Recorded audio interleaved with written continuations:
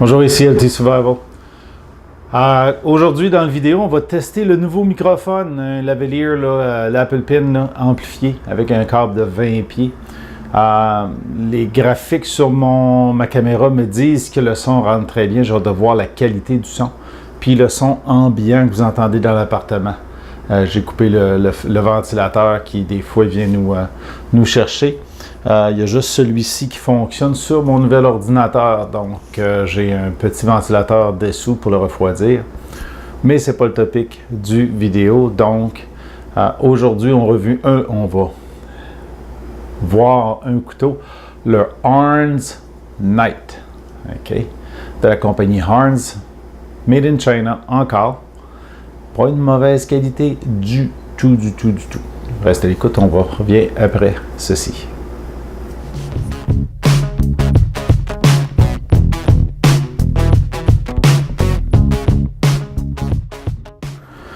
Comme je mentionnais, le Harns Knight est en 8CR14.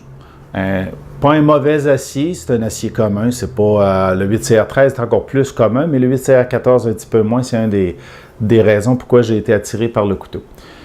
L'autre raison, Harns fabrique de bons couteaux. Ils m'ont impressionné avec le premier que j'ai commandé, dont le nom m'échappe. Je ne sais plus c'est lequel, mais j'en ai trop. Donc, quand même une belle facture pour un plus petit couteau. Il n'est pas très dispendieux non plus, dans une vingtaine de dollars au maximum. La shape de la lame, okay, c'est un drop point avec un swedge en avant, juste en avant. Ça fait vraiment là, quasiment un spear point. Là. Vraiment beau. Il est sur washer de nylon, donc il n'y a pas le smoothness d'un bearing, là, où je peux le refermer sans forcer. Là. Okay, oubliez ça, il faut que je pousse dessus pour le fermer. Les écailles sont en FRN, ok? C'est en nylon renforcé de fibre, ok? Et smooth mais grippy quand même. La forme de la poignée, très ergonomique, ok? Et elle se prend bien en main. C'est vraiment un couteau pour l'usage régulier, vraiment. Tous les jours, on peut avoir ce couteau-là. Le pocket clip, pointe par en haut, pointe par en bas. Côté droit seulement, pas du côté gauche. J'aurais probablement pu mettre le clip du côté gauche. Ça aurait été, pour la pointe par en bas, ça aurait été difficile. Pour la pointe par en haut, ça aurait été probablement relativement facile. Probablement pas aussi haut qu'il l'aurait positionné sur celui-là, étant donné qu'ils l'ont moulé pour aller autour du trou de lanière que je vais vous montrer. Je me rapproche encore de la lumière pour que vous ayez un bon éclairage. Comme vous voyez, je porte le nouveau micro. Donc, on voit le fil parce que je n'ai pas rentré ça dans mon linge. Donc, on voit ici la forme du clip, OK, ici, OK, avec le trou de lanière. Il aurait pu réutiliser, par exemple, la vis du pilier ici pour approcher encore plus haut. C'est malheureux, mais c'est comme ça. Hein? Le couteau est fait comme ça. Les formes pour les doigts, ils vont très bien dans la main. OK, je vais essayer de vous le montrer. Comme ça. Donc, 4 doigts bien complets avec une bonne grippe et un thumb ram sur le dessus ici. Juste assez de jimping pour que ce soit suffisant, mais pas trop. Et le dessus de la lame est confortable pour le doigt. Le swedge commence seulement à l'avant ici. Donc, c'est un hollow grind. Donc, une coupe là, hollow.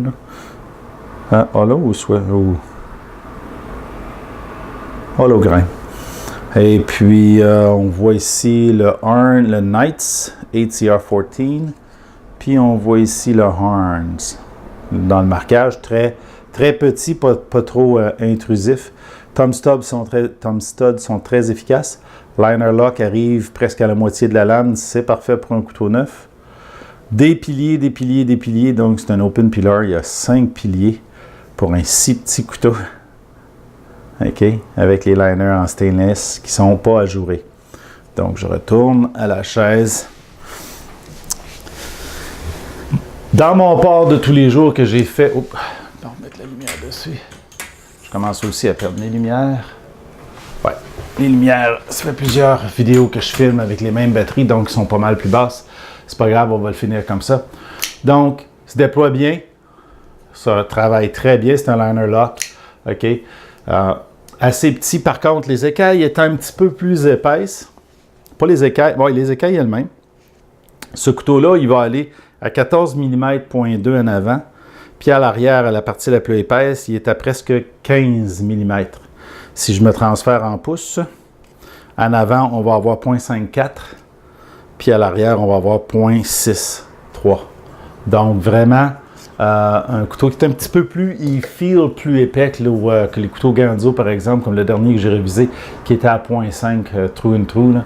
Donc, celui-là était plus marquant dans ma poche, mais quand même, parce qu'il est petit, confortable à traîner. On va couper cela avant que je perde l'ensemble de mes lumières. Si vous avez aimé cette vidéo-là, donnez-y le thumbs up. Je vous recommande le couteau, c'est un bon achat, il n'est pas très dispendieux. Il vient de Chine, bien sûr, mais il vaut la peine. Donc, un bel exemple d'une belle qualité de couteau que vous pouvez vous procurer. Donnez le thumbs up, partagez et abonnez-vous. On vous revoit dans la prochaine vidéo.